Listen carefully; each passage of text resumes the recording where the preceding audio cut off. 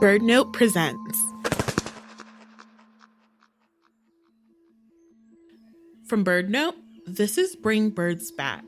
I'm Tanijah Hamilton. What does nature mean to you? Not just like what kind of landscape comes to mind, but emotionally. For a lot of folks, it can bring a kind of zen or peace even. Others get super amped and joyful when they're out bird watching. For my guest today, Dudley Edmondson, nature is a reminder that he belongs. Dudley's career as a writer and nature photographer, and so much of his life, are a testament to his reclamation of nature as a refuge for Black and brown folks. More than anything, he wants that same sense of refuge he finds in the great outdoors to be available for everyone, to inspire more people of color to go outside and find what nature means to them. We talk about how he came to love nature, his start as a self-taught birder, and the long-lasting impact of his work. Let's dive right in. Hey, Dudley, how are you? I'm doing great. How about you? I'm pretty good. Can you just introduce yourself for our audience? Yeah, so as we mentioned, I'm Dudley Edmondson. I live in Duluth, Minnesota. I moved here 30 plus years ago to be a nature photographer. I was so intent on it that I actually bought a house below Hawk Ridge Nature Reserve so that I could easily get to Hawk Ridge to photograph birds of prey in flight. At the time, I'm still kind of crazy about raptors. We get really amazing broadwing and sharp-shinned hawk flights in September. And then in mid-October, you get big flights of bald eagles and goldens, and all the beautios come through. So I just felt like I had to live underneath the ridge so that I could sit on my back porch and watch hawks fly by. But in addition to that, I've written a few books. I'm working on a new book. I do video production, and of course, I'm a photographer, and I do speaking engagements around nature, conservation, diversity in the outdoors, and things like that. You do a lot of different things, but it's really awesome to see kind of the concentrated impact in some of the books you've done, the photography you've done, and I think honestly just existing as a Black person out in this field and as somebody who raises the profile of Black birders. So I cannot wait to dig into all of that. So today you're known as a very prominent Black birder and photographer, author, champion of diversity, all these things. Can you take us back to the beginning? How did you get into birding? Yeah, that's a really good question.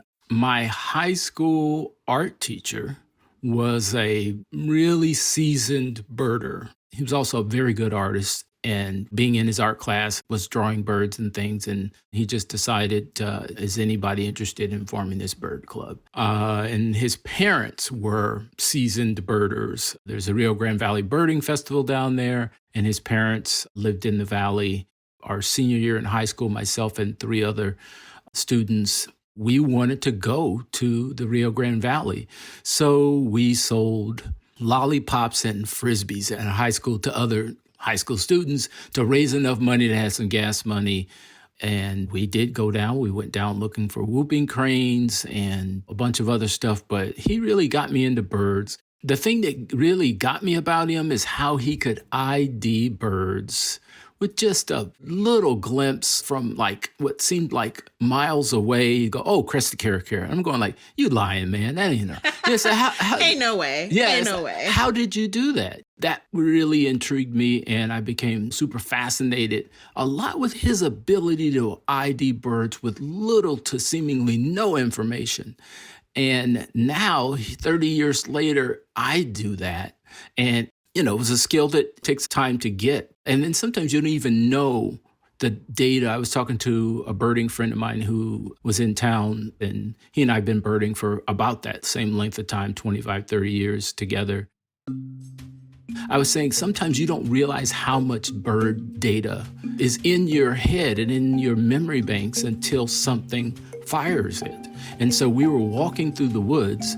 here in northern Minnesota, boreal forest area, but we heard a sound that sounded exactly like a mourning dove bursting off of a branch or off the ground, flying away, you know, that little whistle sound in their wings. But we both knew that's not what it was because of where we were. We knew it couldn't have been that.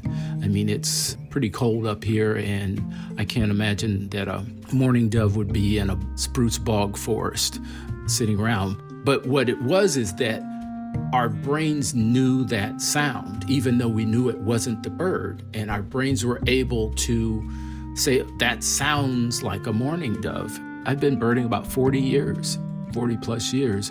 And so there's just a lot of information up there that you forgot you knew until something fires it or triggers it. And so I don't know if I completely answered your question, but you fired and triggered some other memories for me. Absolutely. I mean, like I said, as somebody who is a relatively new birder, newer than 40 years, it's really interesting to see how those kind of like thread for you, how those kind of interconnected memories jog other memories. And you can kind of, and I don't know, I'm somebody who I also cannot imagine ever being at a place where I can bird by ear. You'll get there. I guarantee you will get there. Yeah. Listening to you say like, yeah, I had this teacher and I thought it wasn't real, but then I can do it. I have hope now. I have a renewed sense of hope. Yeah, it's amazing. I mean, another skill you will probably acquire, which is sometimes hard to explain to people, but how you can be birding by ear and birding by sight at the same time. It's almost like there's a level of depth in birding by ear, where it's like there's layers of birds. There's birds that are really close to you, there are birds that half a distance from you, and then there are birds way in the distance. Like that blue jay could be relatively close, but that horned owl could be on the other side of the river. And so that blue jay, because he's so close, he could almost drown out the horned owl. So to be able to get all of those birds and then still be able to get the visual birds that are in front of you in the field, in a meadow or whatever. And so it's some really weird skills that you will acquire if you continue to bird.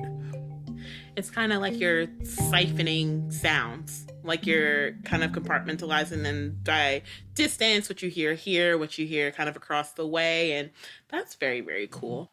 So some of my other birder friends, people that I think we both know, I'm thinking of folks like Nicole Jackson and Deja Perkins, who we actually had on the show last season. I know they've talked about using nature and birding as a way to heal through different things and different experiences. And I briefly heard you describe the ways that birding and nature in general helped you as a child, and particularly coming from a difficult household. Can you share more about how it helped you and brought you to where you are today? I've always felt that once I discovered it, that nature had some healing powers, both physical and mental. It's very therapeutic. And I feel like as a young kid growing up in a household with my parents argued and bickered a lot. And I think some of it had to do with just being Black and growing up in the 60s, 50s, and 60s. I mean, and for them, obviously, decades before, it's tough in America, not unlike today. So I think that was part of the reasons they quarreled and drank. But I felt like I needed some kind of escape from that space, and I found it in nature. I mean, I wasn't a birder until high school, but when I was in elementary school and junior high school, I collected insects and fish and plants. And my bedroom as a kid was kind of like a jungle. I had aquariums, and I went fishing and caught some crappies or bluegills or something and brought them home. I had praying mantises. I would feed them grasshoppers and crickets and things like that. But yeah, if I was short on insects, I would give them a piece of my bologna sandwich. But, you know, as a kid, I just needed some kind of escape.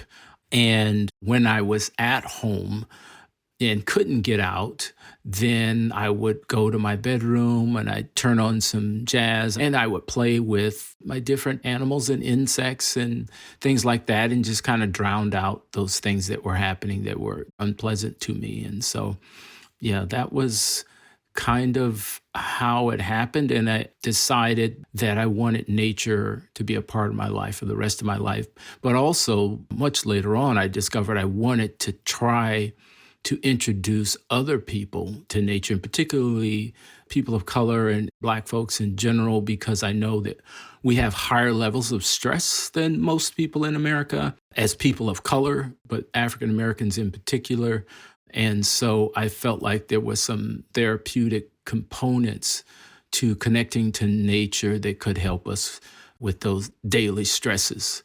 And so that became something that I wanted to do. The thing I've realized is that you can tell people all day how healing nature is, but until people actually experience it, go out and, get in it and have a life-changing experience, it just doesn't really quite register for them. So I like introducing people to nature as often as I can. That was definitely my experience.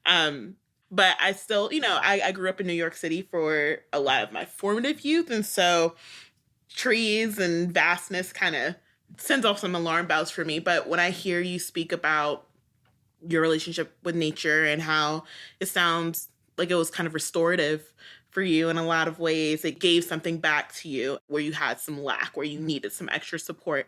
And I think that's beautiful. And that's what I think is kind of a uniter when it comes to nature and outdoors and why everybody should have access to it and, urban areas and green spaces.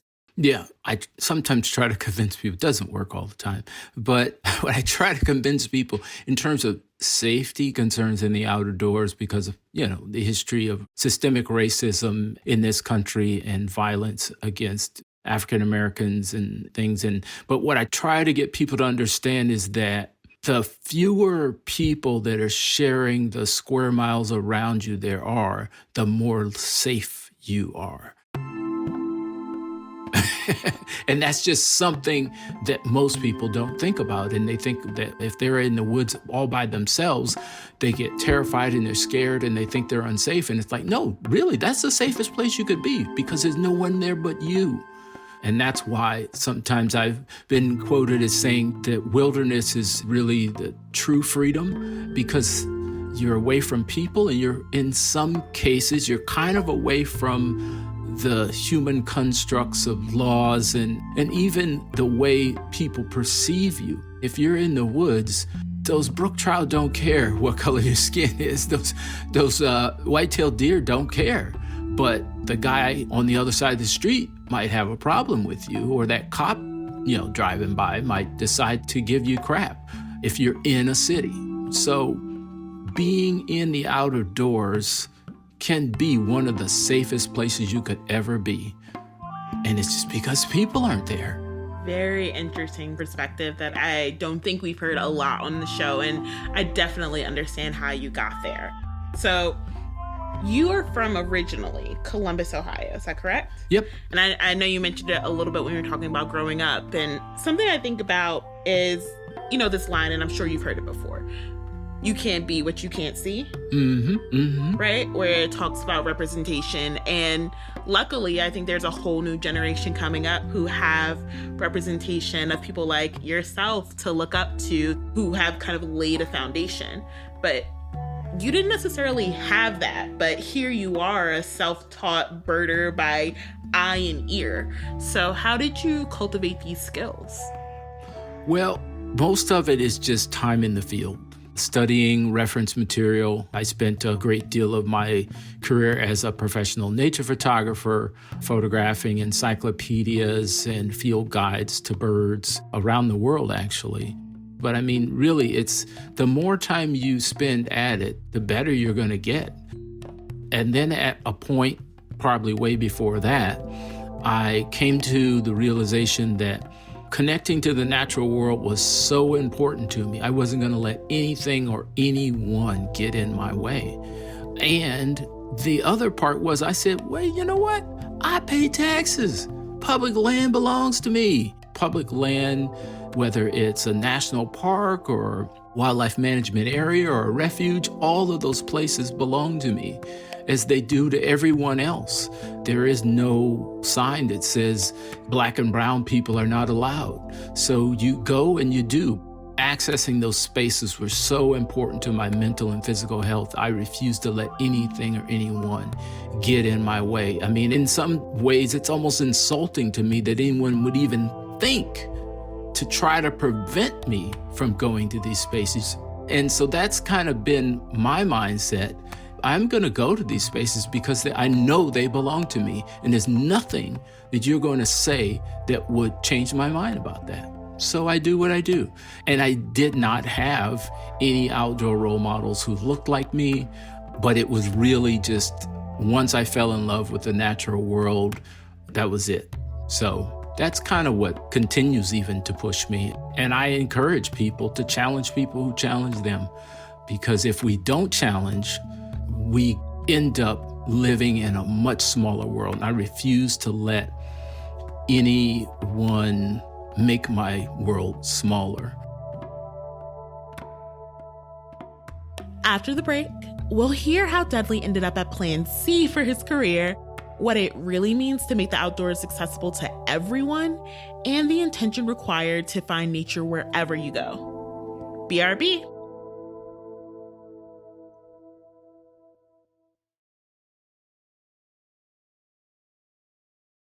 So we get a little bit of your trajectory and how you ended up as a birder, and you mentioned wildlife photography as being kind of your stepping stone, but how did you even get there? Because I, first of all, don't know that many people who get to do something as cool professionally, and I don't know if it ever crossed my mind really that this was something that a lot of Black folks did. And so I don't know if they do or they don't, or there's a whole gaggle of y'all in the professional. Yeah, I know.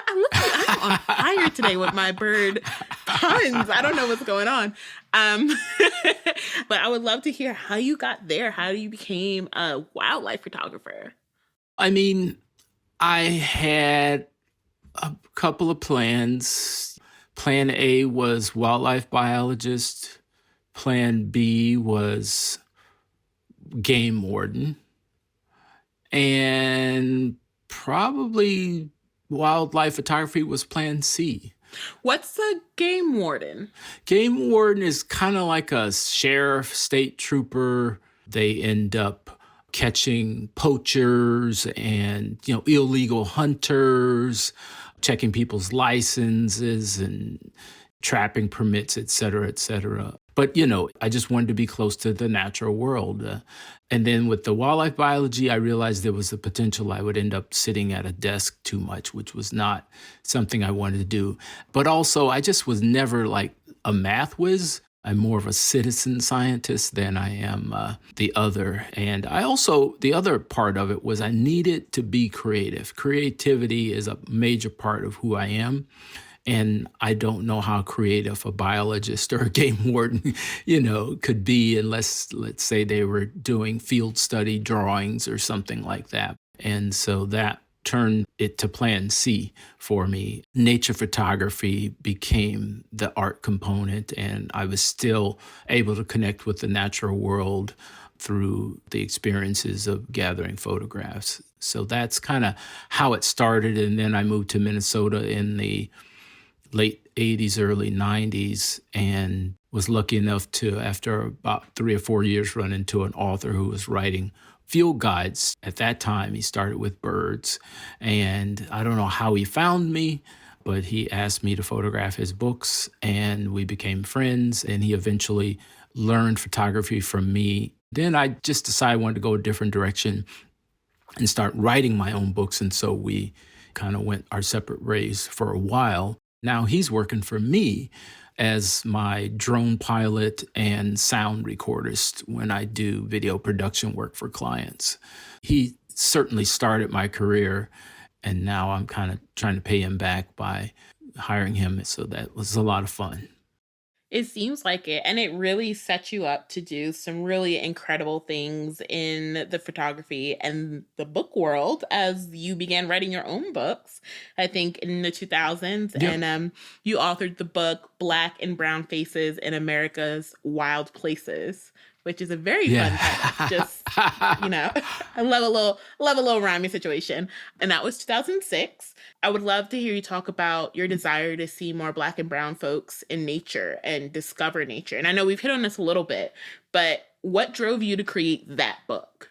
It was an attempt to create a set of outdoor role models for African Americans across the country so that they could see people. We talked about that a little earlier about, you can't see yourself doing something you can't imagine. And so it was me trying to put a set of African American role models in front of African Americans in the hopes of getting them to be able to connect to these people through, for me, all Black people feel like family, and it's just a matter of who. Is that my uncle? Is my sister, my cousin? Who is that? And so I feel like that could be helpful in the book as far as these people were giving positive messages about conservation and connecting to nature, but in them you could also see a relative. And so therefore that message potentially would get across to folks.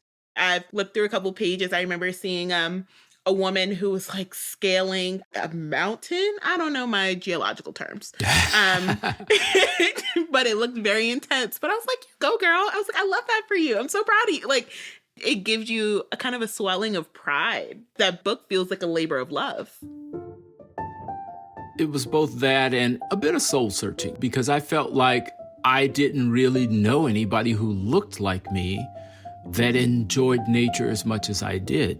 And so the book was kind of that, 4 years of traveling the country to find other Black people who loved nature. And then as it got rolling, they were making connections for me. Oh, you should see my friend Chelsea Griffey. She's a rock climber. And, she introduced me to Shelton Johnson, who's the park ranger at Yosemite. And so recommendations and people just kind of helped me with the whole thing. A dear friend, Nina Roberts, is also in the book, and I know she recently lost her battle with pancreatic cancer in the last year or so, but she was really instrumental in the book in helping me find folks. But it was just me trying to sort of validate my passion for the natural world through finding other people who looked like me in hopes that they could encourage other Black folks to get into the outdoors and get those mental and physical health benefits that I was enjoying. What do you think about the state of diversity in birding today? The experiences, the plight, the community that exists kind of in Black birding and beyond, and do you feel like it's improved? Well, yeah, I remember when Black Birders Week hatched and things just went sky high with spotlight on Black birders around the country. And at one point in my life, I really thought I was the only Black birder in America, considering I had been birding since 1980, 82, whatever. Most of the time that I went birding, I was certainly the only Black birder, and most of the bird clubs and birding friends were all white, and some of much older age, decades senior to me. There was a time when I just thought that what's going on today would never happen. But I'm so happy to see that it did happen, and then I almost immediately felt this sense of, okay, now what I have to do is become a enabler, supporter, whatever young Black and BIPOC birders are trying to do or want to do. If I have the tools or the skills to help them move that thing forward, I am going to 100% jump in and do what I can. And my function now is to support and help grow things in any way that I can. And so that's kind of where I feel like I am today with folks like Karina Newsom and Tyke James, yourself. It's like, just help you guys move it forward. I can speak for me, and I'm sure them as well, that we feel so poured into as we are beginning to find our own ways in this space, and grateful that you and others, even if you didn't know they were out there, were able to help us along that road before we even knew we wanted to go down it. So Great. with that being said, I'm very curious to what advice you might have for youth who maybe don't have a lot of access to natural resources, or who come from some of those areas where it might be harder to get to, but are interested in birding, potentially are interested in being outdoors. What would you tell that kid? Well, I lived right in the heart of the city. There wasn't a ton of green space in my immediate neighborhood, and myself and some other young kids would bike to green spaces. And so I would suggest that a young person who is interested in nature and the outdoors, if they can't find green space in their immediate neighborhood, to maybe put together a little collective of other young people and get on your bikes or take public transportation and get together and go out and explore these spaces. And it doesn't need to be a Yellowstone Yosemite. I mean, nature is everywhere. And so it can be that abandoned lot across the way or that city park, a mile away. But exploring and connecting to nature in your immediate community is super important and can certainly help you to get a better understanding of some of these other public lands that are far afield. But also, doing as I did as a kid, just bringing nature into your bedroom or to your house. You can find worms and grasshoppers and spiders and crickets and things like that just about anywhere. I don't care where you are. I mean, you can be in Times Square and you can find nature there if you look close enough, spiders and things like that. Because it literally is. Nature is everywhere. You just have to be attuned to it and understand that it moves at a different pace than we move. The more you sit quiet and sit still, the more nature you will notice. And it is literally that kind of thing where I think as humans, as Americans, we move at really high speeds and we just don't see the natural world. And I think that when you slow down and you pay attention and you sit still, you will find some of the most beautiful and amazing things you've ever seen. That's really beautiful advice for the next generation. Well, Dudley, this conversation has been really incredible and really cup filling for me. I feel very honored to be able to share space with you in this way because I feel like I learned so much, and there's so much to learn from folks like yourself and other Black birders and birders of color who have been working really hard to change the way we see this as a hobby, as a conservation piece, as just a way to reclaim our peace and preserve our joy. So I thank you for being here, and I can't wait to hear and see what else is in store for you. Yeah, I'm honored to be here. I appreciate the opportunity to speak with you.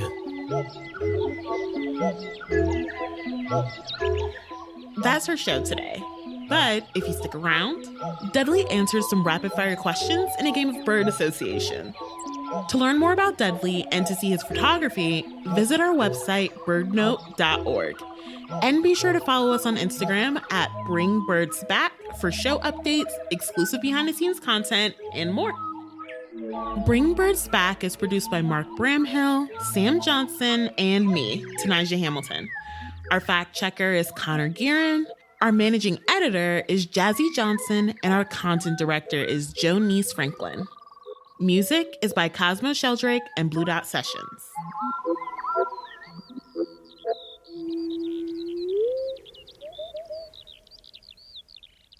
All right, you ready to play our bird association game? Yeah. So, what is your most challenging bird to photograph? Shoot. Probably was a Siberian bluethroat in Alaska. I was supposed to say I've never even heard of that bird. It sounds elusive. Yeah. It's like crossed over from Russia. It's a Russian species, and they show up in Alaska from time to time. And myself and a few other photographers kind of hung out in this one area by a bush for 2 consecutive days in a row, and the bird came in long enough over those 2 days for us to each get a single photo, which happened in fractions of a second. So super challenging. And if you weren't ready, you're eating a peanut butter and jelly sandwich, you might have missed it. You might have missed it. It happened that quick. Stay ready so you don't have to get ready, huh? That's right. That's right. Okay, not bird related. So what is the last song you played in the car? It could be last song or last artist. I'm very eclectic in my music. I mean, I listen to everything from Miles Davis to, Snoop Dogg to Chopin and a lot of electronic music. But I do like The Who, British band, and like Behind Blue Eyes. They're good driving songs, because Roger Daltrey, he's a belting singer in terms of he screams. They scream a lot. The Who screams a lot. They got frustrations. They got pent up stuff, so they yell into the microphone a lot. So The Who. Okay, my last question, which is, you live in Minnesota, and arguably the most famous Minnesotan that I know is, you know where I'm going with this? No, I'm slow and old, remember. Is Prince. Oh, well, yes. Of course. So yeah. My question is, if you had to choose a bird to be an avatar for everything that Prince embodied, what bird would you choose? Well, it probably wouldn't be a real bird. Oh, say more. It would probably be a fictional creature that is lavender with a long kind of lyre tail, almost like a dragon crossed with a bird. Yeah, it would be Phoenixy kind of? Yes, correct. Yes, but it would be sort of a lavender purple magical beast. It wouldn't be a real bird.